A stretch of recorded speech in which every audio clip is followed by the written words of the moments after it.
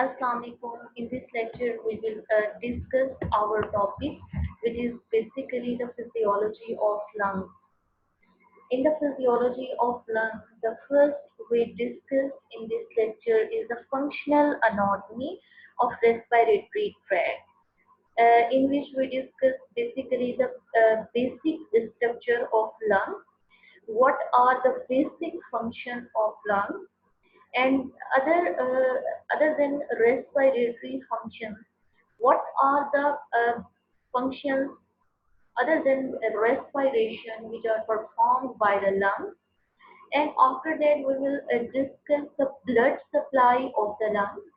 And after blood supply of the lungs, we discussed in this slide there are some important points which are related to the lung physiology.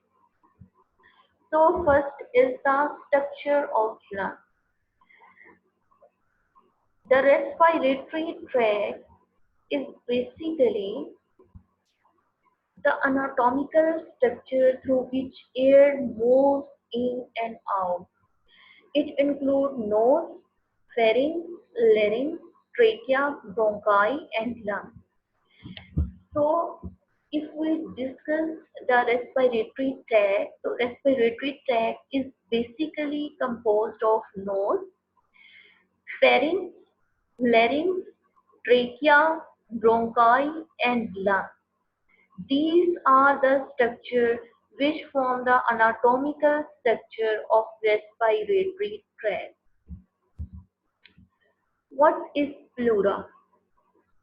If we discuss the structure of lung, the lung is basically covered by a membrane which is known as pleura. Each lung is enclosed by a bilayered serous membrane which is called pleura or pleural sac. Okay. So this layer which covers the lung is basically further made up of two layers, which is visceral and parietal.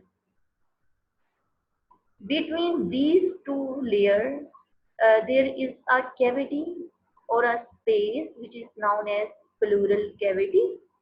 And this pleural cavity basically contains a fluid which is known as intrapleural fluid. And this intrapleural fluid is basically secreted by the visceral layer of the pleura. Okay. So the lung is basically covered by a covering which is known as the pleural sac. This pleural sac is made up of two layers, which is visceral and parietal. In between these two layers, a cavity or space is present, which is known as the intrapleural space. And in between the intrapleural space, the fluid is present, which is known as the intrapleural fluid. And this intrapleural fluid is basically secreted by the visceral layer of the pleural sac. What are basically function of the intrapleural fluid? Intrapleural fluid has the lubrication function. Lubrication to prevent the friction between the two layers of the pleura.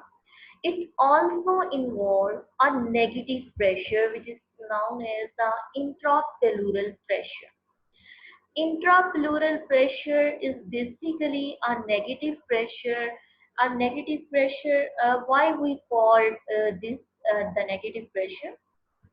अगर मैं इसको explain करती हूँ तो आप इस तरह से कह सकते हैं कि जो हमारा एटमॉस्फेरिक प्रेशर होता है, ठीक है, और इस फ्लूइड के अंदर भी एक प्रेशर जो है वो क्रिएट हो जाता है। अब जो इस फ्लूइड में इंट्राप्लूरल कैविटी के अंदर फ्लूइड की वजह से जो प्रेशर है वो एटमॉस्फेरिक प्रेशर से कम होता है। हमें पता है कि जब जितनी भी गैसेज हैं वो हमेशा हाई से लो की तरफ मूव करती हैं। तो ये जो इंट्राप्लूरल फ्लूइड है जिसने इंट्राप्लूरल प्रेशर जनरेट किया है, जो कि नेगेटिव फॉर्म में है, जो कि लो फॉर्म में है, ये इसी प्रेशर की वजह से जो गैसेज हैं, जो हमारी ऑक्सीजन है, वो हमारे लंग के अंदर जो है वो मूव इन करती है, क्योंकि बाहर जो है वो ऑक्सीजन का एटमॉस्फेरिक प्रेशर जो है वो क्या है, ज्यादा है, और जो अंदर जो है वो लंग्स के अंदर जो प्लूरल फ्लूइड है उसने इसका नेगेटिव प्रेशर जनरेट किया हुआ है. This negative pressure will cause the movement of oxygen from outside toward inside of the lung. So this negative pressure is basically generated by the intrapleural fluid. So the basic function of the intrapleural fluid is to prevent the friction, and the second to generate the negative pressure, which is known as the intrapleural pressure within the intrapleural space. In this diagram, we can see here there is a lung, and the lung is basically covered by a pleural cavity or pleural sac. Sorry, pleural sac, pleura. This pleural sac or pleura has two layers, which is parietal and visceral. And between two layers there is a pleural cavity. This pleural cavity has the pleural fluid. This pleural fluid will cause the generation of negative pressure, which is the basic function of the intrapleural fluid. After that, we will discuss here the structure of lung, tracheobronchial tree. Tracheobronchial tree, we discussed in the first slide, nose, then larynx, then trachea, then bronchi, bronchus, bronchiole.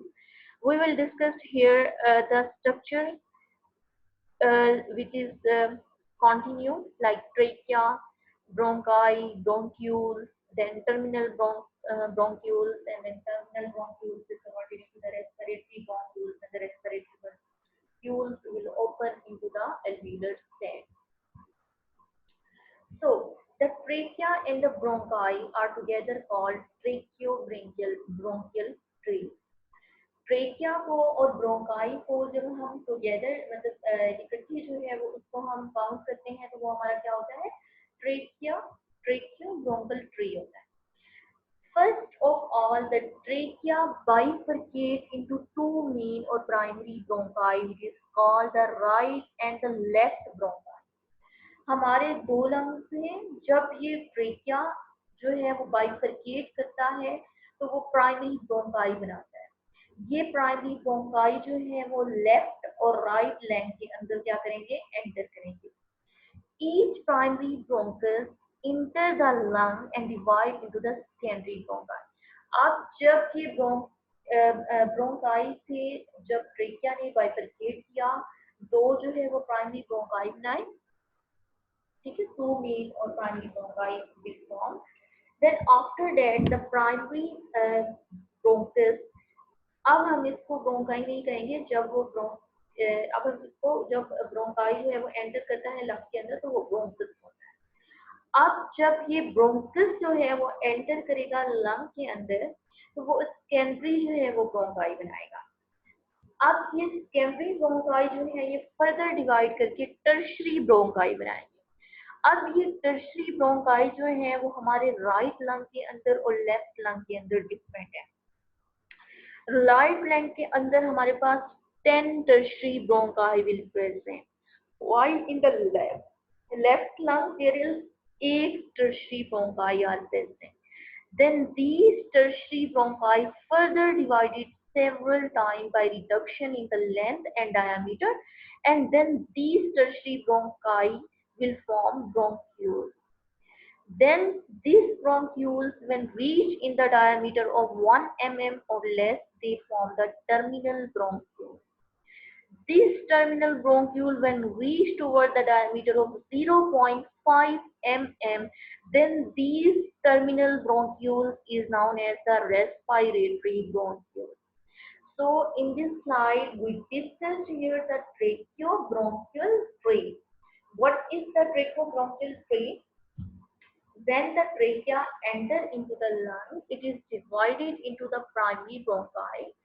Each primary bronchi then further divided into the secondary bronchi. This secondary bronchi is further divided into the tertiary bronchi. In the right lung, there will be 10 tertiary bronchi, while in the left lung, there will be 8 tertiary bronchi. These tertiary bronchi will further undergo division and convert it into the bronchioles, and these bronchioles when reach toward the diameter of 1 mm, these are known as the terminal bronchiole, and these terminal bronchiole when reach the diameter of 0.5 mm, these terminal bronchioles is known as the respiratory bronchiole.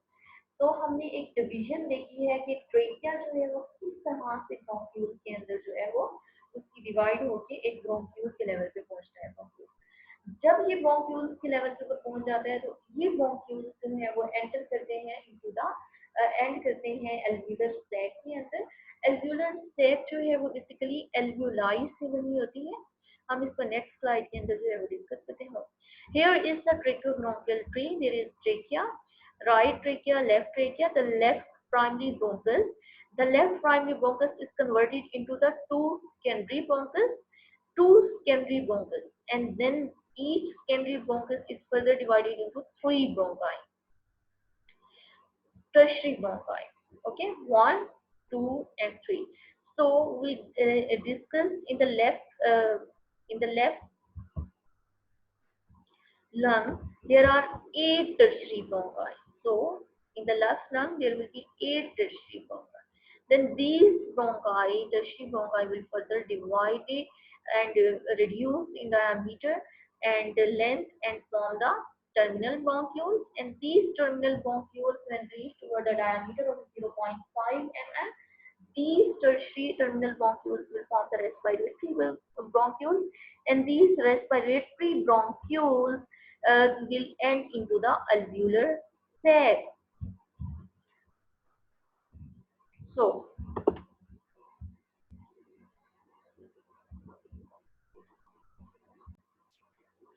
okay, in this diagram, we will discuss here what are basically the structure of lungs. So, the respiratory system, respiratory tract is further divided into the upper respiratory and the lower respiratory tract. The upper respiratory tract that include all the structure from the nose toward the vocal cord. What is basically the vocal cord? Vocal cord are basically the folds of the membrane within the larynx, and within the larynx that vibrate to form the voice. And the lower respiratory tract is basically include the trachea, bronchi, and lungs. Okay, so upper respiratory tract and the lower respiratory tract, the upper respiratory tract from nose toward the vocal cord. And what are basically the vocal cord? Vocal cord are the membrane, are the mucous membrane within the larynx that vibrate to produce the voice. And the lower respiratory tract, which include the trachea, bronchi, and lungs. In the structure of lung, we see what are the respiratory units. Respiratory unit is defined as the structural and the functional unit of the lung, and the exchange of gases occur only in this part of respiratory tract. इसलिए अगर हम discuss करते हैं कि respiratory unit क्या है, जहां पर ये स्ट्रक्चरल और फंक्शन यूनिट है, जहां पर एक्सचेंज ऑफ गैसेस जो है वो अक्कर होता है। तो जहां एक्सचेंज ऑफ गैसेस अक्कर करेगा तो that will be the respiratory unit. अब respiratory unit is further made up of, अगर हम रेस्पिरेटरी यूनिट को डिफाइन कर रहे हैं तो हम उसके साथ उसके पार्ट्स को जो है वो डिस्कस करेंगे, जिसमें respiratory unit is made up of respiratory bronchioles. हमने देखा था कि टर्मिनल ब्रोंक्यूल्स जो पिछली स्लाइड के अंदर एंड कर रहे थे रेस्पिरेटरी ब्रोंक्यूल्स के अंदर, और रेस्पिरेटरी ब्रोंक्यूल्स ओपन कर रही हैं एल्व्यूलर डक्ट के अंदर, और एल्व्यूलर डक्ट से जो है वो एल्व्यूलर सैक, एल्व्यूलर सैक के बाद एंट्रम है एंड देन एल्व्यूलाई है। ओके, ये डायग्राम के अंदर हम देख सकते हैं देयर आर रेस्पिरेटरी ब्रोंक्यूल्स के बाद alveolar ducts will enter into the alveolar sac and then there is this is alveolar sac and alveolar sac के अंदर की तरफ देखें एंट्रम है antrum and then there is alveoli at this corner. Okay, so what is alveolar sac? Alveolar sac basically consists of clusters of alveoli. आप देखते हैं जैसे कि अंगूर का एक गुच्छा होता है तो उस तरह का ये क्या है, एक गुच्छे की फॉर्म में जो है वो alveoli है. तो ये जो गुच्छे की फॉर्म के alveoli हैं, these are basically the alveolar sac. And few alveoli are present in the wall of the alveolar duct also. तो alveolar duct के ऊपर भी जो है वो कुछ alveoli जो है वो present हो सकती हैं. So each alveolus is like a pouch. अगर हम alveolar sac के बाद एक alveolar को जो है वो डिस्कस करें तो वो जो है वो like a pouch है with a diameter of 0.2 to 0.5 mm and it is lined by the epithelial cells. एक एल्वियोलस जो है वो क्या है 0.2 to 0.5 mm का है और उसकी जो लाइनिंग है वो एपिथेलियल सेल्स की बनी हुई है. तो हमने देखा रेस्पिरेटरी यूनिट को. रेस्पिरेटरी यूनिट जो है वो रेस्पिरेटरी ब्रोंक्यूल से, उसके बाद एल्व्यूलर डक्ट से, एल्व्यूलर सेक से, antrum is basically a space. आप इसको कह सकते हैं कि ल्यूमन टाइप जो स्पेस है एल्व्यूलर सेक की उसको हम एंट्रम कहते हैं. ठीक, अब ये जो एंट्रम है ये बेसिकली किसमें एल्व्यूलाई के अंदर जो है वो जाके एंटर. और हमने क्या कहा था कि cluster of alveoli will combine to form the alveolar sac. So these cluster के दरमियान में जो इनका ल्यूमिनल पार्ट होगा, जो मेन बॉडी होगी, वो उसका एंट्रम है. Now, here is what is basically the respiratory membrane. Respiratory membrane is the membranous structure through which the exchange of gases occurs. So the respiratory membrane, आप एक wall को ले लें, जैसे कि एक वॉल है तो उसके बाहर की तरफ जैसे सेल की मेम्ब्रेन होती है, ठीक है, इसी तरह से रेस्पिरेटरी मेम्ब्रेन है. रेस्पिरेटरी मेम्ब्रेन क्या होगी कि जहां पर एक्सचेंज ऑफ गैसेस जो है वो अक्कर करेगा, कार्बन डाइऑक्साइड एंटर करेगी और जिन वॉल्स को क्रॉस करके वो जो है वो रेस्पिरेटरी जो है वो मेम्ब्रेन बनाएंगे. ठीक, अब ये जो रेस्पिरेटरी मेम्ब्रेन है ये बेसिकली मेडअप होती है एल्व्यूलर मेम्ब्रेन से और कैपिलरी मेम्ब्रेन. क्योंकि जो एक्सचेंज ऑफ गैसेस है वो किसके दरमियान में हो रहे हैं, एल्व्यूलाई की मेम्ब्रेन के दरमियान में और कैपिलरी की मेम्ब्रेन के दरमियान में. तो ये जो दो मेम्ब्रेन्स हैं, alveolar membrane and their capillary membrane, these both membrane will form the respiratory membrane. And the respiratory membrane has a surface area of 70 square meter and the thickness of 0.5 micron.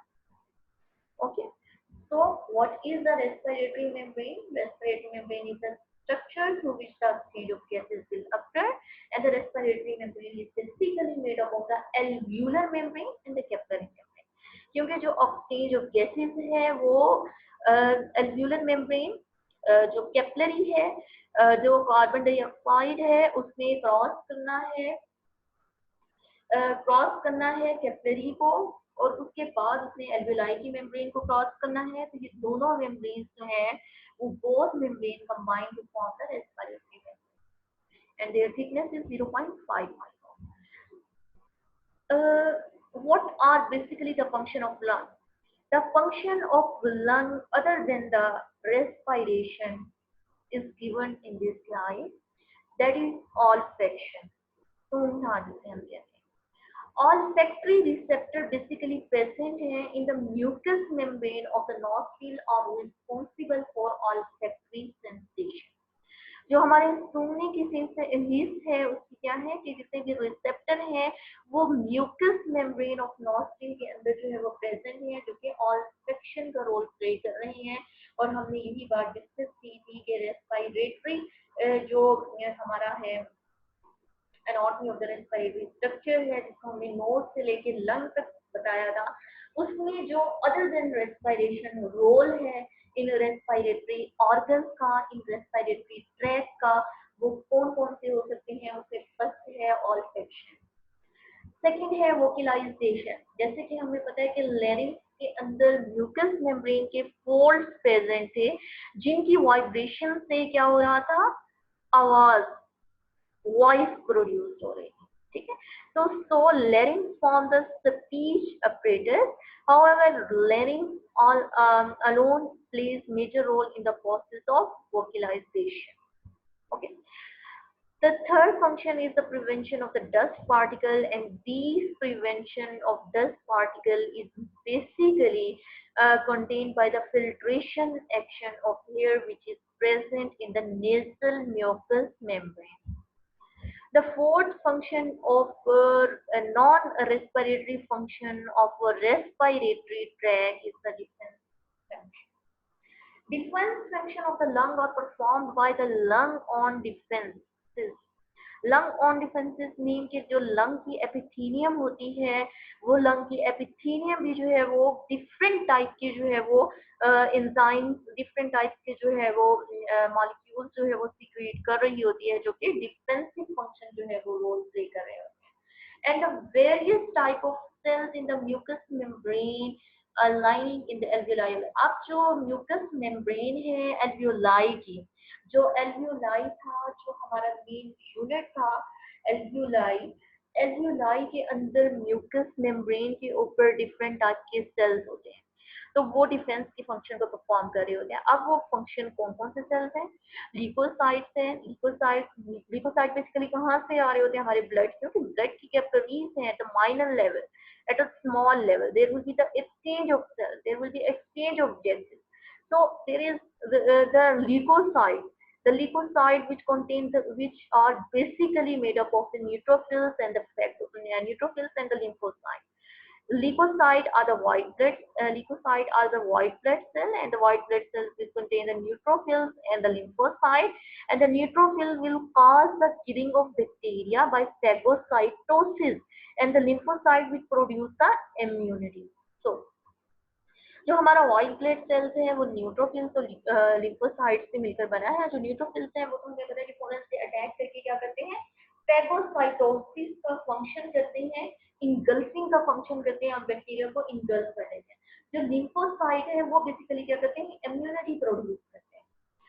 Then there are also present the second type of defense cell, which is macrophages. Macrophages engulf the rest particle.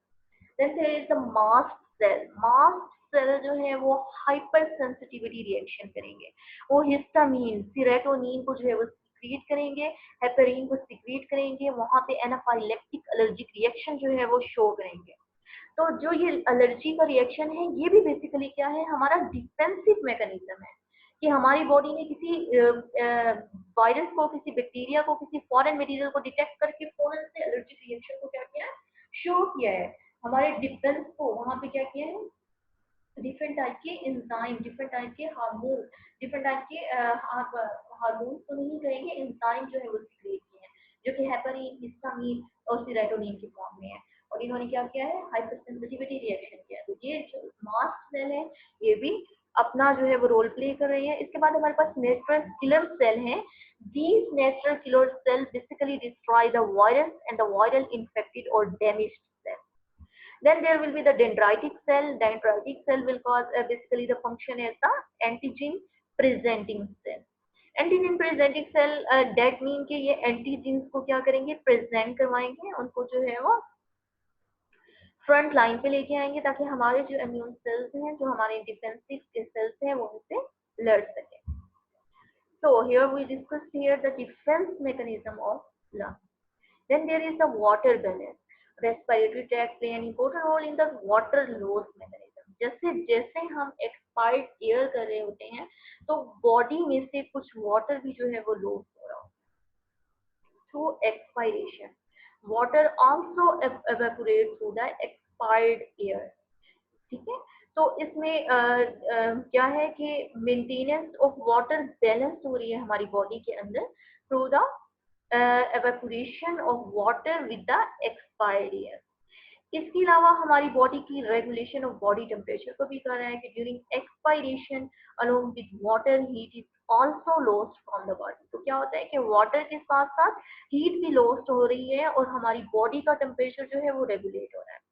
अब जो main mechanism है वो भी हमारी body का acid base balance is basically done by the lung.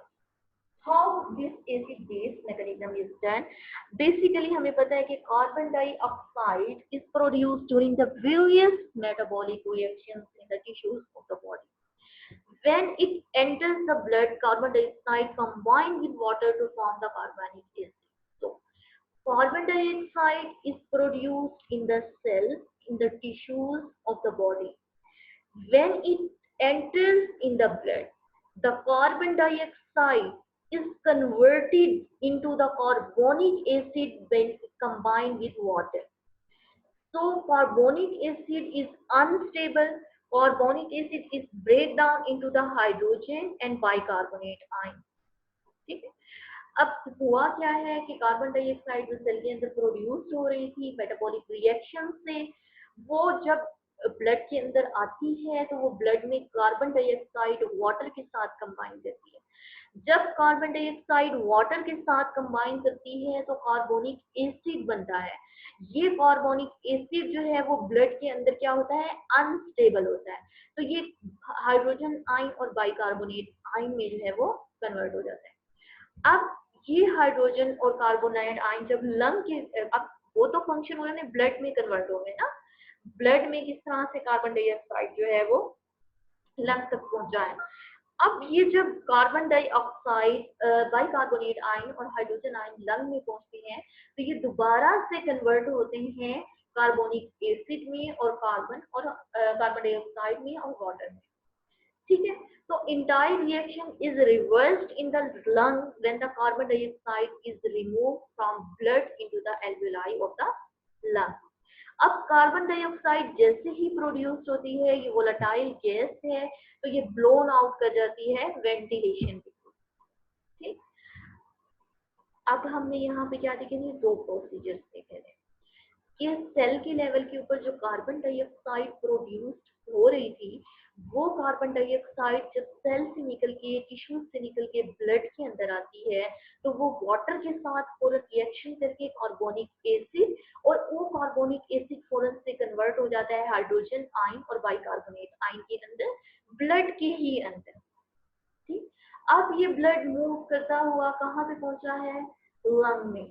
जब ये blood जो कि बाइकार्बोनेट और hydrogen ion containing blood reach toward the lung, it will be converted into the carbonic acid, and then carbonic acid is further converted into the carbon dioxide and water, and the carbon dioxide is basically volatile. It will be through ventilation, it's blown out. Okay. So when the metabolic activities are accelerated, more amount of carbon dioxide is produced in the tissue and the concentration of hydrogen ion is also increased. So जो पिछला मैंने आप लोगों को procedure बताया है कि किस तरह से सेल के लेवल के ऊपर कार्बन डाइऑक्साइड प्रोड्यूस होती है, किस तरह से ब्लड में उसकी कन्वर्जन होती है, किस तरह से वो लंग में पहुंच के दोबारा से उसकी कन्वर्जन होती है, और किस तरह से थ्रू वेंटिलेशन जो है वो कार्बन डाइऑक्साइड ब्लोन आउट कर जाती है। अब वो कह रहे हैं कि एसिड बेस बैलेंस में ये किस तरह से रोल प्ले कर रही है, किस तरह से ये मैकेनिज्म किसी बेस मैकेनिज्म को रोल प्ले कर रहा है। वो कहते हैं कि जितनी ज्यादा सेल के अंदर मेटाबॉलिक एक्टिविटीज होंगी उतने ज्यादा हमारे पास क्या होंगे, कंसंट्रेशन ऑफ हाइड्रोजन आयन ज्यादा होंगे। जब हमारे पास कंसंट्रेशन ऑफ आयन ज्यादा होगी, ठीक है, हाइड्रोजन आयन जितनी ज्यादा, देखिए जितना ज्यादा सेल के अंदर प्रोड्यूस हुआ उतना ज्यादा ब्लड के अंदर जो है वो क्या हुआ, डिफ्यूज कर गया। ब्लड के अंदर डिफ्यूज करने के बाद ऑटोमेटिकली जो है वो हाइड्रोजन आयन की जो है वो फॉर्मेशन हो गई, साथ में बाइकार्बोनेट आयन की फॉर्मेशन हो गई, ब्लड का पीएच क्या हो गया, रिड्यूस कर गया। अब जैसे ही increased hydrogen ion concentration cause the increased pulmonary ventilation by activating through various mechanisms like chemotherapy. अब जैसे ही ब्लड के अंदर हाइड्रोजन आयन की कंसंट्रेशन ज्यादा हुई है, हमारी पीएच ऑफ ब्लड रिड्यूस कर गई है, बॉडी के एओर्टिक और कैरोटिड बॉडीज के अंदर कीमो रिसेप्टर प्रेजेंट थे, उन्होंने जो है वो ब्रेन में क्या किया है, थ्रू ब्रेन के मेडुला के अंदर जो है वो सिग्नल्स भेजे हैं। अब उन सिग्नल्स ने क्या किया है, हाइपर वेंटिलेशन किया है। हाइपर वेंटिलेशन से क्या होगा कि more of carbon dioxide will be blown out from the lung. So due to hyperventilation क्या हुआ है कि excessive carbon dioxide is removed by the body fluid and the pH is brought back to the normal.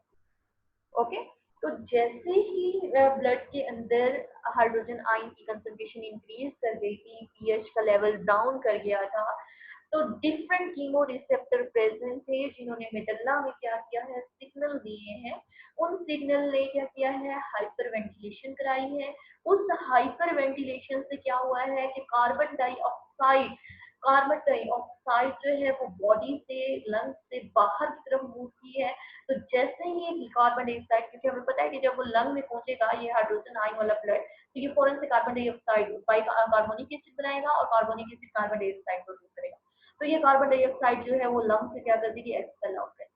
तो जैसे ही carbon dioxide ने expel out किया, हमारी body का पीएच, हमारी बॉडी के ब्लड का पीएच जो है वो नॉर्मल हो गया। तो इसी तरह से हमारे रेस्पिरेटरी सिस्टम ने क्या किया है, मेन रोल प्ले किया है किसके अंदर, maintenance of the acid base balance. तो हमने इसका डिफेंस मैकेनिज्म देखा, हमने जो है वो रेस्पिरेटरी ट्रैक का एसिड बेस बैलेंस को देखा। ठीक, इससे पहले हमने डस्ट पार्टिकल का रिमूवल को किस तरह से करता है उसको देखा, और डिफरेंट जो है वो मैकेनिज्म को हम non respiratory function of respiratory tract को डिस्कस कर रहे हैं। ठीक, जिसमें से लास्ट स्लाइड में अभी हमने एसिड बेस बैलेंस को जो है वो डिस्कस किया है। Now the anticoagulant function. Anticoagulant function mean कि लंग जो है वो सिक्रीट कर रहा है हेपेरिन। हेपेरिन जो है वो ब्लड को क्लॉट नहीं होने देती, ब्लड की कोएगुलेशन नहीं होने देती। ठीक है, इसका क्या है, एंटीकोएगुलेंट फंक्शन।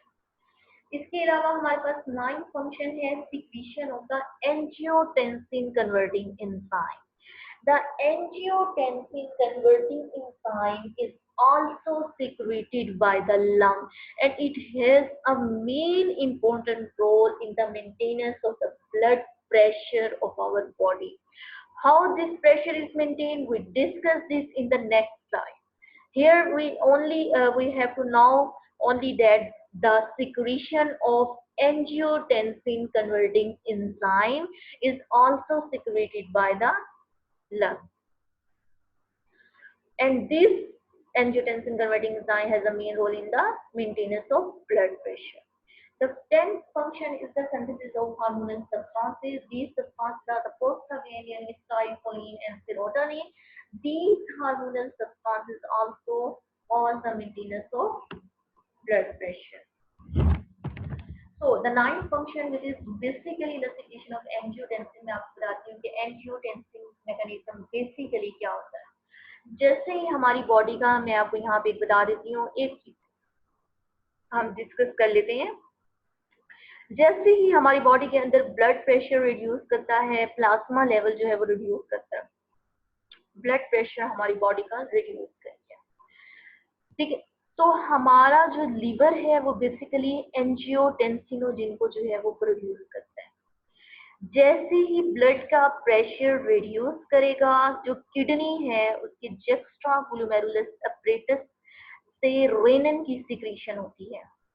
ये रेनन ब्लड के अंदर आता है। ये रेनन ब्लड के अंदर आने के बाद जो एंजियोटेंसिनोजिन लीवर प्रोड्यूस कर रहा था, उस एंजियोटेंसिनोजिन पे एक्ट करके उसको कन्वर्ट करता है एंजियोटेंसिनोजिन 1, किसके अंदर, ब्लड के प्लाज्मा के अंदर। ठीक, लीवर ने प्रोड्यूस किया एंजियोटेंसिनोजिन को, उसने लीवर ने प्रोड्यूस किया एंजियोटेंसिनोजिन को। एंजियोटेंसिनोजिन जो है वो ब्लड के अंदर आई है। अब जैसे ही हमारा ब्लड का सेंस हुआ है कि ब्लड का वॉल्यूम, हमारा ब्लड का प्रेशर डिक्रीज कर गया है, किडनी की जस्टा नर्वस सेल ने फौरन से रेनन की सिक्रीशन किया है। ये रेनन फौरन से ब्लड के सीरम के अंदर पहुंच के एंजियोटेंसिनोजिन को कन्वर्ट कर देगा एंजियोटेंसिनोजिन 1 में। अब ये एंजियोटेंसिनोजिन 1 जो है ये लंग्स में पहुंचेगा और ये कन्वर्ट हो जाएगा लंग के सेल जिसमें एंजियोटेंसिन कन्वर्टिंग इंजाइम जो है वो प्रेजेंट है, वो लंग के सेल जो एंजियोटेंसिन कन्वर्टिंग एंजाइम को सिक्रीट कर रही हैं, वो एंजियोटेंसिन कन्वर्टिंग एंजाइम एंजियोटेंसिनोजिन 1 को कन्वर्ट कर देगा, एंजियोटेंसिनोजिन 1 पे एक्ट करके उसे एंजियोटेंसिनोजिन 2 में कन्वर्ट करेगा। ये एंजियोटेंसिनोजिन 2 थ्रू प्लाज्मा, वही थ्रू ब्लड जो है वो आर्टरीज पे एक्ट करेगा, वेजोकंस्ट्रिक्शन करेगा, मेट्रोरी कार्डियोवास्कुलर सिस्टम पे एक्ट करके इंक्रीज कार्डियोवास्कुलर रिस्पॉन्स करेगा, हाइपोथैलेमस पे एक्ट करके इंक्रीज थर्स्ट कराएगा, एड्रिनल कॉर्टेक्स पे एक्ट करके इंक्रीज रीअब्सॉर्प्शन ऑफ सोडियम कराएगा, और बॉडी फ्लूइड का वॉल्यूम मेंटेन होगा, और हमारा ब्लड का प्रेशर इंक्रीज करके नॉर्मल लेवल के ऊपर आ जाएगा। So, what is basically the angiotensin mechanism? The angiotensin mechanism is basically for the maintenance of the blood pressure of our body. When the blood pressure of our body will reduce, the sodium level will reduce, then the kidney will, the juxtaglomerular cell will secrete renin. Angiotensin is already produced by the liver. This renin will act on the angiotensinogen and convert it into the angiotensinogen 1 in the blood serum. This angiotensinogen 1 reach in the lung, and this through blood, and this angiotensinogen 1 converting enzyme which is produced by the lungs will act on the angiotensinogen 1 and convert it into the angiotensinogen 2. This angiotensinogen 2 through the blood reach different organs, different जो है वो vessels, different system, different जो है वो hypothalamus, adrenal cortex, kidney, different organs, and then further cause the vasoconstriction of the vessel. Through the vasoconstriction, the blood pressure will increase and will cause to move toward the normal. So the decreased blood pressure, how through the angiotensin mechanism, will maintain and reach to the end point of increasing in the blood pressure through this mechanism and through this system. We discuss in this class. तो जैसे ही blood का pressure reduce करेगा, किस तरह से kidney के जुक्स्टाग्लोमेरुलर cell ने rennin को सिक्रीट किया, लिवर ने जो ऑलरेडी एंजियोटेंसिनोजिन को सिक्रीट किया हुआ था, उस ब्लड के अंदर एंजियोटेंसिनोजिन रेनिन ने एक्ट करके एंजियोटेंसिनोजिन को एंजियोटेंसिनोजिन 1 के अंदर कन्वर्ट किया। एंजियोटेंसिनोजिन 1 जो है वो लंग में पहुंची, एंजियोटेंसिनोजिन कन्वर्टिंग एंजाइम वहां पर मौजूद था, उसने 1 को 2 में कन्वर्ट किया। जैसे ही 2 में कन्वर्ट हुआ एंजियोटेंसिनोजिन, वहां से वो सिक्रीट होकर ब्लड के थ्रू डिफरेंट जो है वो ऑर्गन्स में, डिफरेंट बॉडी पार्ट्स के ऊपर, वेसल्स के ऊपर उसने अपना एक्शन प्ले किया। वेसल्स के ऊपर वेसोकंस्ट्रिक्शन की है, देन हाइपोथैलेमस में उसने इंक्रीज थर्स्ट का है, कार्डियोवास्कुलर रिस्पांस को उसने इंक्रीज करके ब्लड के प्रेशर को इंक्रीज किया है, और उसको एक नॉर्मल जो है वो बॉडी नॉर्मल मैकेनिज्म में किया है। होपफुली यू विल अंडरस्टैंड कि किस तरह से एंजियोटेंसिन जो है वो कन्वर्टिंग एंजाइम जो है वो लंग से प्रोड्यूस हुआ, और किस तरह से उसका जो है वो रोल है ब्लड के लो प्रेशर को हाई प्रेशर में जो है वो कन्वर्ट करने में, वो किस तरह से मेन रोल जो है वो प्ले करता है। इसके बाद हम देखते हैं blood supply of lung. We know the blood supply of the lung is the dual blood supply. The dual blood supply, how? Dual blood supply, we see they from the left ventricle and from the right ventricle. Okay? From the left ventricle, the bronchial artery will carry the oxygenated blood and reach toward the lung. क्योंकि हमें पता है कि जितना भी और एक organ है, ठीक है, उसकी जो ब्लड सप्लाई होती है वो क्या होती है, सिंगल वे में होती है ना। उसमें क्या होता है, ऑक्सीजनेटेड ब्लड। सबसे पहले क्या होता है, ब्लड के ऑर्गन के अंदर या किसी भी टिश्यू के अंदर आर्टरीज एंटर कर रही होती हैं, वो आर्टरीज कन्वर्ट हो रही होती हैं आर्टरियोल्स में, देन कैपिलरीज में, देन वेन्यूल्स में, देन वो वेन्स, और वेन्स क्या करती हैं, वो रिटर्न बैक हो जाती हैं टुवर्ड द हार्ट। तो ये क्या है, ये एक नॉर्मल फिनोमिना है, एक नॉर्मल हर ऑर्गन का वे है। उसके अंदर एक थ्रू आर्टरी जो है वो क्या हो रहा है, ब्लड जो है वो एंटर कर रहा है, और वेन जो है वो ब्लड लीक कर रहा है। लेकिन अब जो ब्लड सप्लाई है इसकी हम लंग की बात कर रहे हैं तो वो डुअल ब्लड सप्लाई है। एक तो ब्रोंकियल आर्टरी ऑक्सीजनेटेड ब्लड लेके उन टिश्यूज के सेल की तरफ जा रही होगी जो कि उनको ऑक्सीजनेटेड ब्लड देगी। No doubt, the function of lung is basically the conversion of deoxygenated blood into the oxygenated blood. But the tissues जो lung के cells हैं उनको भी तो अपने function को perform करने के लिए ऑक्सीजन की ऑक्सीजनेटेड ब्लड चाहिए और वो oxygenated blood pulmonary bronchial artery के थ्रू जो है वो लंग में जा रहा होता है। ओके, अब जो दूसरा है ब्लड सप्लाई वो राइट वेंट्रिकल से है। हमें पता है कि इंफीरियर सुपीरियर वेना केवा के through deoxygenated blood right ventricle में आता है। राइट वेंट्रिकल से वो कहाँ जाता है? राइट वेंट्रिकल में राइट एट्रिया में आता है, वहां से राइट वेंट्रिकल में जाता है। राइट वेंट्रिकल से वही ब्लड जो है वो टुवर्ड द लंग्स जाता है। तो किसके थ्रू जाता है? पल्मोनरी आर्टरी के थ्रू। ठीक, अब ये जो पल्मोनरी आर्टरी का ब्लड होता है ये बेसिकली डीऑक्सीजनेटेड ब्लड होता है। क्या होता है?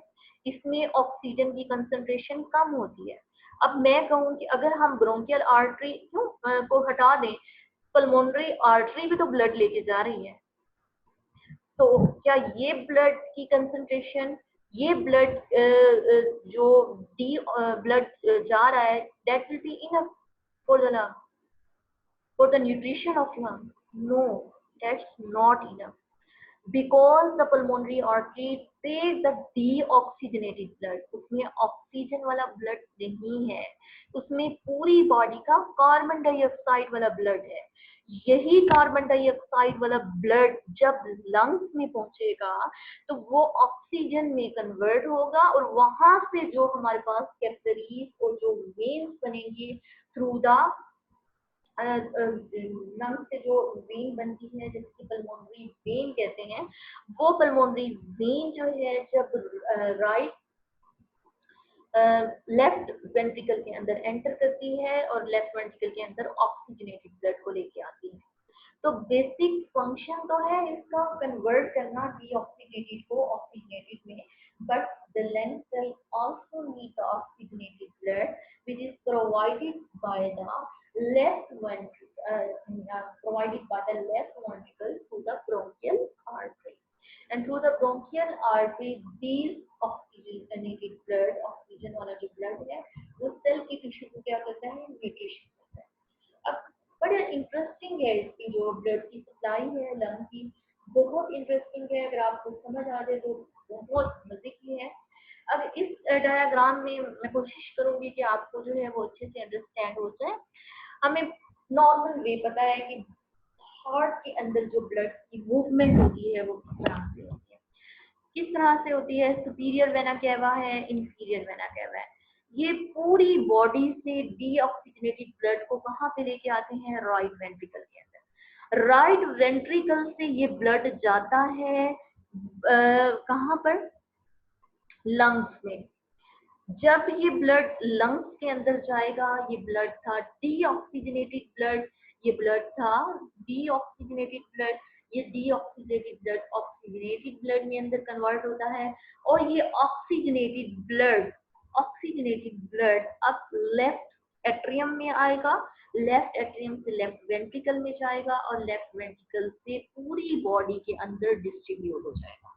तो ये तो हमने एक नॉर्मल जो है वो हमने उसकी क्या देखी है? फिजियोलॉजी ऑफ हार्ट देखी है कि किस तरह से जो है वो हार्ट अपना फंक्शन जो है वो परफॉर्म कर रहा है और किस तरह से हार्ट जो है वो लंग के साथ अटैच्ड है, किस तरह से हार्ट से लेफ्ट जो राइट एट्रियम है वहां से डीऑक्सीजनेटेड ब्लड जो है वो वेसल्स के थ्रू पहुंच के कन्वर्ट हो रहा है।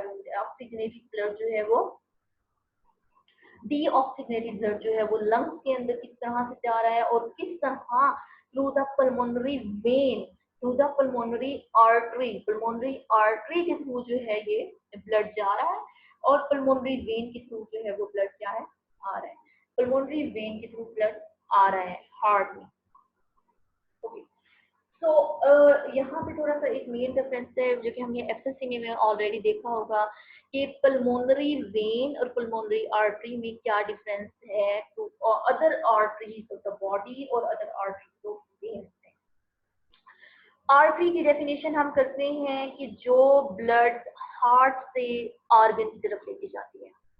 तो ये जो हार्ट से ऑर्गन की तरफ ब्लड जा रहा होता है, हार्ट से ऑर्गन की तरफ जो ब्लड जा रहा होता है, ये बेसिकली ऑक्सीजनेटेड ब्लड होता है। ठीक। अब जो ब्लड हार्ट की तरफ वेसल जो ब्लड हार्ट की तरफ लेके आ रही होती है, ठीक है, वो जो वेसल्स ब्लड हार्ट की तरफ लेके आ रही हैं, टुवर्ड द हार्ट लेके आ रही हैं, उनको हम वेन कहते हैं। ठीक। अब यहाँ पर हम देखें, यहाँ पे हार्ट से ब्लड जा रहा है लंग की तरफ थ्रू वेसल। ठीक। तो हम इसको okay.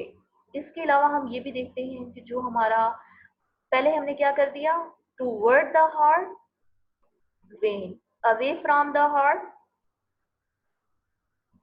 Away from the heart when. अब हमें पता है जितनी भी आर्टरीज होती हैं वो ऑक्सीजनेटेड ब्लड को कैरी करती हैं, जो वेन होती हैं वो डीऑक्सीजनेटेड ब्लड को कैरी करती हैं। The main difference is here कि ये आर्टरी तो है, पल्मोनरी आर्टरी तो है जो कि हार्ट से लंग्स की तरफ जो है वो ब्लड को लेके जा रही है। These vessels are basically pulmonary arteries, but these vessels basically contain the not oxygenated blood, they contain the deoxygenated blood. Okay.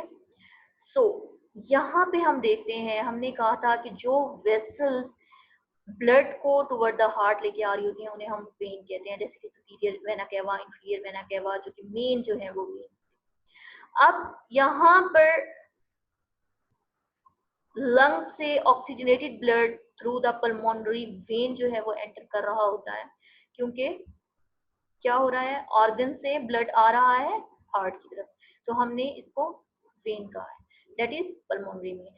But this pulmonary vein contain the oxygenated blood, not the oxygenated blood. So there is the difference between the pulmonary artery and the pulmonary vein. Pulmonary artery and pulmonary vein of the lungs, other than the organs of the body, the pulmonary artery will contain the deoxygenated blood, and this pulmonary artery, which is and pulmonary vein toward the heart, जिसे हमने कहा है वो क्या कर रही है, oxygenated blood को जो है वो कंटेन कर रही है, जबकि अदर जितने भी हमारी बॉडी की वेन्स हैं वो हमारी वेन्स जो है वो डीऑक्सीजनेटेड ब्लड को कंटेन कर रही है। होपफुली आप लोगों को ये डिफरेंस थोड़ा सा समझ में आ गया होगा। मैंने थोड़ा सा आर्टरी और वेन के दरमियान में डिफरेंस को जो है वो बताया है।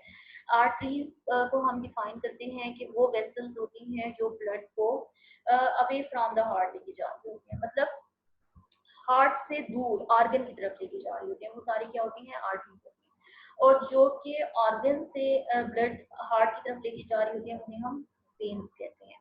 दूसरी बात हम करते हैं कि आर्टरीज के अंदर ऑक्सीजनेटेड ब्लड होता है, वेन्स के अंदर डीऑक्सीजनेटेड ब्लड होता है।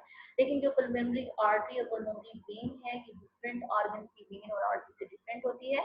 अगर हम यहाँ पे देखते हैं कि हार्ट से अवे फ्रॉम द हार्ट जो है ये लंग की तरफ जा रहा है ब्लड, ठीक है, हार्ट से ब्लड जो है वो जा रहा है लंग की तरफ, तो ये क्या है, बेसिकली आर्टरी है, इसके अंदर होना चाहिए था ऑक्सीजनेटेड ब्लड, लेकिन ये पल्मोनरी आर्टरी एक ऐसी आर्टरी है जो डीऑक्सीजनेटेड ब्लड को कैरी करती है।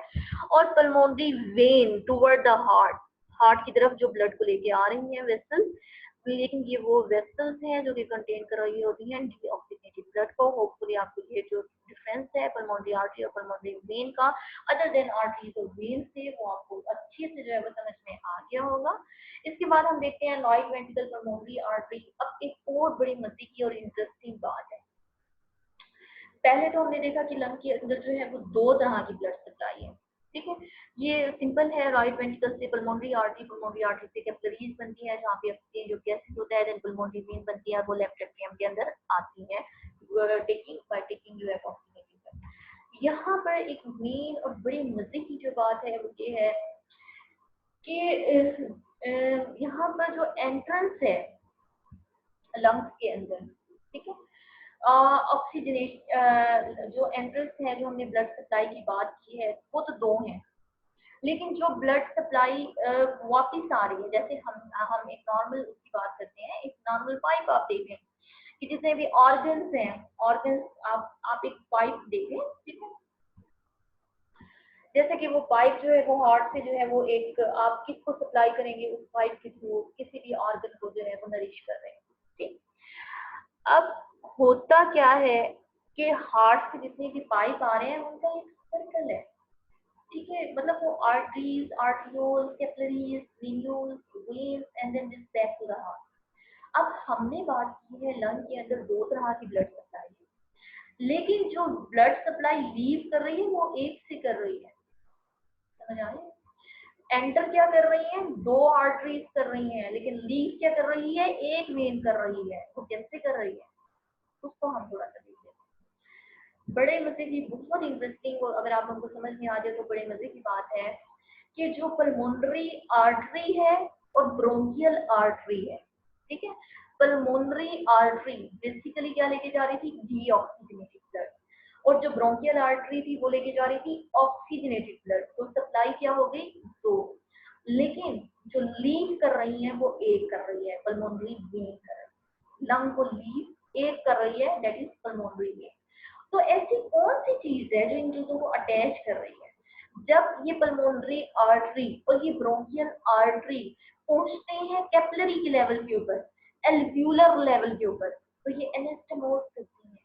एनास्टोमोस का मतलब होता है एक दूसरे के साथ अटैच करती हैं, अनेस्टमोस होती हैं, उनकी अटैचमेंट हो जाती है, और वो अटैचमेंट बेसिकली अटैच होती है पल्मोनरी वेन, और वो वेन क्या कर जाती है, ड्रॉ बैक कर जाती है इनटू द लेफ्ट एट्रियम।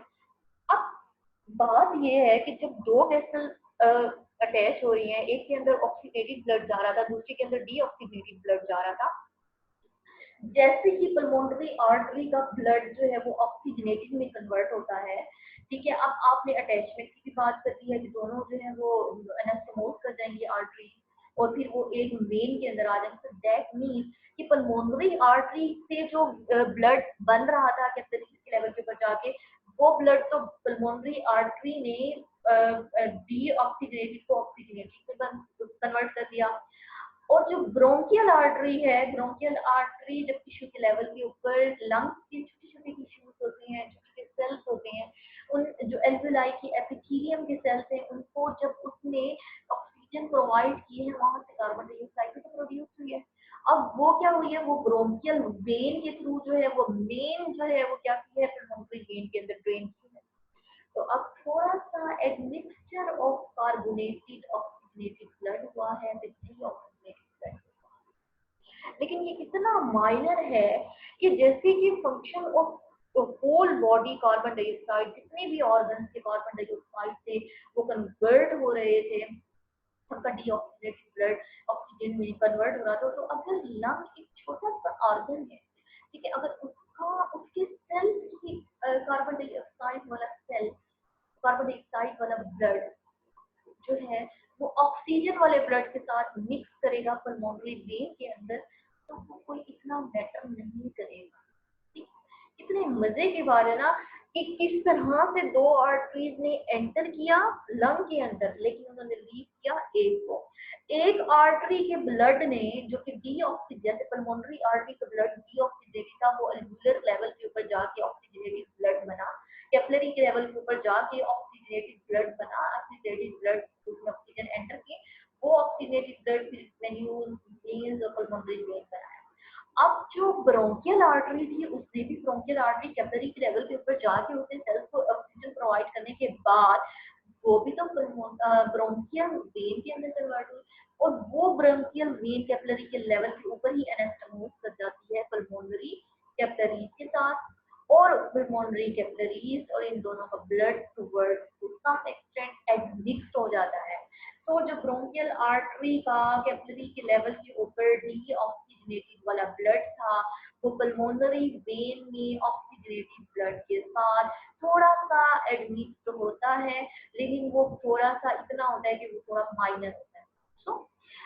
यहाँ पे देखिए at the level of the respiratory bronchioles capillaries which is derived from the bronchial artery anastomosis mean attached with those derived from the pulmonary arteries. तो capillary के level के ऊपर दोनों की capillaries आपस में एनास्टोमोस कर जाती हैं, तो जो ब्लड था और वो main then because mains of the bronchial circulation drain the pulmonary vein, तो ब्रोंकियल आर्टरी की ब्रोंकियल सर्कुलेशन का ब्लड ड्रेन कर रहा है पल्मोनरी वेन के अंदर, और वो पल्मोनरी वेन के अंदर ऑक्सीजनेटेड ब्लड है, और वो ऑक्सीजनेटेड ब्लड पल्मोनरी वेन में राइट लेफ्ट एट्रियम में आएगा, देन लेफ्ट वेंट्रिकल में आएगा, और लेफ्ट वेंट्रिकल से ऑर्डर के पूरी बॉडी को डिस्ट्रीब्यूट हो जाएगा। And that is very very interesting interesting talk about the blood supply of neurons. Here we can see here the bronchial pulmonary artery. देखें दो तरह की ब्लड सप्लाई एंटर कर रही थी ना, एक थी ब्रोंकियल आर्टरी, दूसरी हमारे पास क्या थी, पल्मोनरी।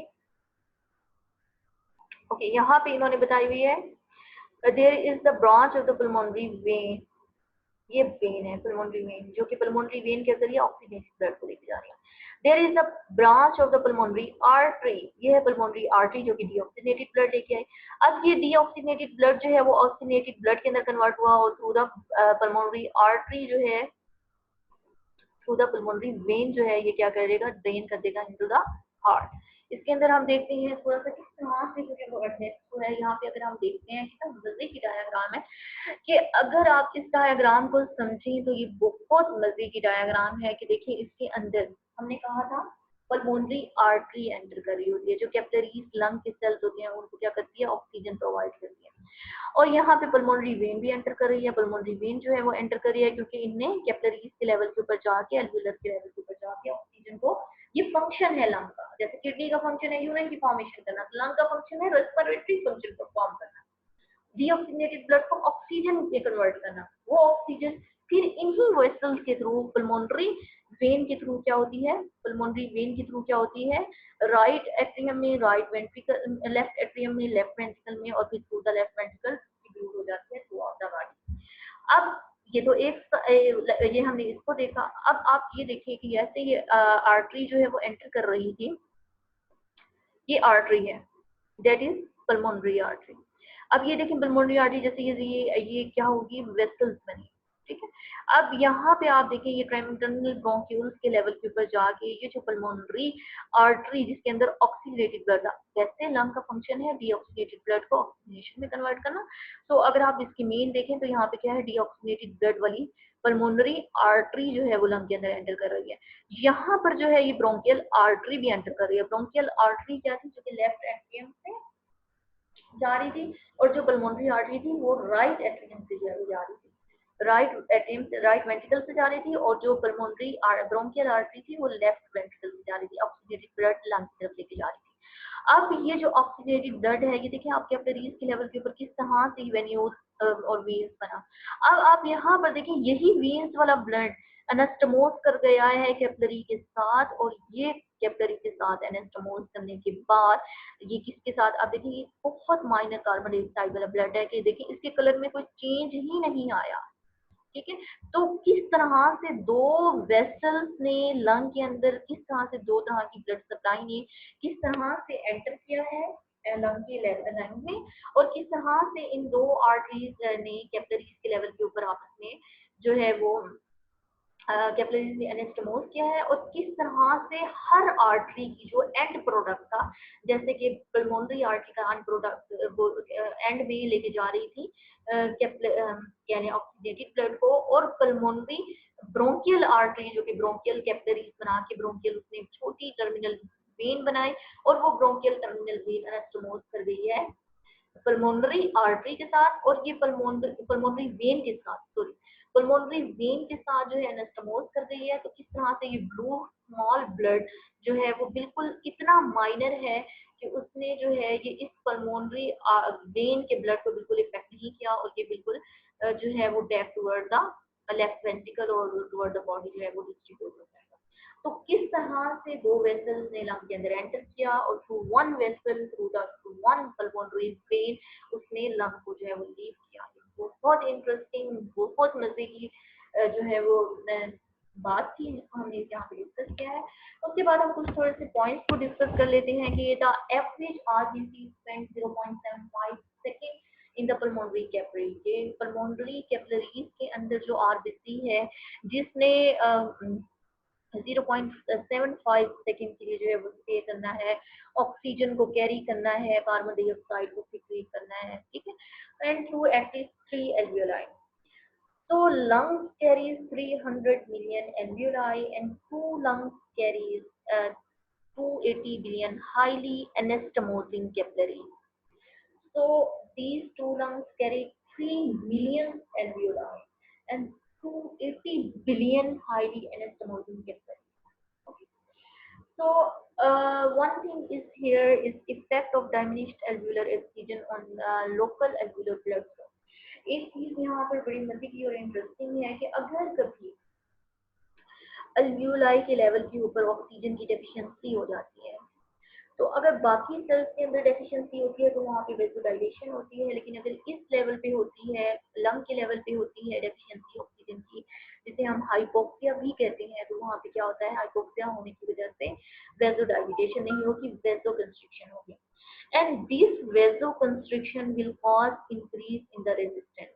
मीन के वो रेजिस्टेंस को इंक्रीज कर देंगे। ये रेजिस्टेंस जैसे ही इंक्रीज करेगी, ये रेजिस्टेंस जो है वो इंक्रीज करने के साथ ब्लड के फ्लो को यहाँ पर नहीं आने देगी, और जैसे ही ब्लड का फ्लो इस एल्वियोलाई की तरफ नहीं होगा, ब्लड बेसिकली मूव करेगा toward the highly oxygenated alveoli की तरफ, जो है वो ब्लड की जो डायरेक्शन है वो कन्वर्ट हो जाएगी। अब जैसे ही ब्लड की डायरेक्शन जो है वो कन्वर्ट हो जाएगी, तो क्या होगा, तो ब्लड का फ्लो, ब्लड जो है वो उस साइड पे फ्लो करेगा जहाँ पे ऑक्सीजन की कंसंट्रेशन जो है वो ज्यादा है। तो ये एक बेसिक क्या है कि बड़ा ही पॉजिटिव रिएक्शन है एल्वियोलाई का, बड़ा ही पॉजिटिव रिएक्शन है एल्वियोलाई के जो कैपिलरीज हैं उनका, वेसल्स हैं उनका, कि वो क्या कर जाएंगी, अगर कहीं और पे हाइपोक्सिया होता है तो वेसोडाइलेशन होती है, लेकिन अगर ऑक्सीजन की डेफिशिएंसी होती है एल्वियोलाई कैपिलरीज के लेवल के ऊपर, फॉर एग्जांपल ऑक्सीजन डेफिशिएंसी हो गई है, वो किसी भी वजह से हो गई है, वो एल्वियोलाई में इंफेक्शन की वजह से हो गई है, वो किसी भी वजह से हो गई है, तो जो ब्लड का फ्लो है ना वो एल्वियोलाई कंस्ट्रिक्ट कर जाएंगे। कंस्ट्रिक्शन क्या कर देगी, जो ब्लड की कैपिलरीज थी उनकी वेसो कंस्ट्रिक्शन कर देगी। जैसे ही वेसो कंस्ट्रिक्शन करेगी, रेजिस्टेंस इंक्रीज करेगी, दैट मीन कि इस तरफ ब्लड को नहीं आना, ठीक है, मैं इन्फेक्टेड हूँ, जैसे कि वो उस चीज को वो एल्वियोलाई इस चीज को डिफाइन कर रहा होगा, इस चीज को बता रहा होगा कि मेरी तरफ मत आओ, मेरी तरफ जो है वो मूव ऑन ब्लड ना करे, क्योंकि मेरे पास तो ऑलरेडी ऑक्सीजन है ही नहीं, ठीक है, तो वो अपना कंस्ट्रिक्शन के थ्रू जो है वो अपने मैकेनिज्म को शो करेगा कि don't move toward me because I don't have oxygen.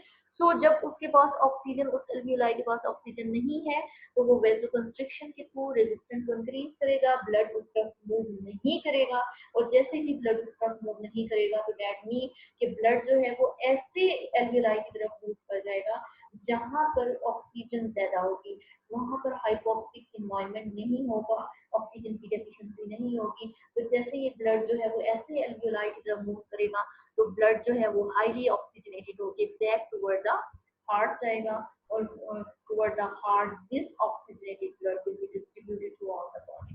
Hopefully you will understand the structure of lung, the function of lung, the blood supply of the lung, and the important point which is the increase in the resistance in the hypoxic condition of the alveoli of the lung. Thank you so much. Hopefully you will guys understand this lecture. Okay, ji, Allah Hafiz.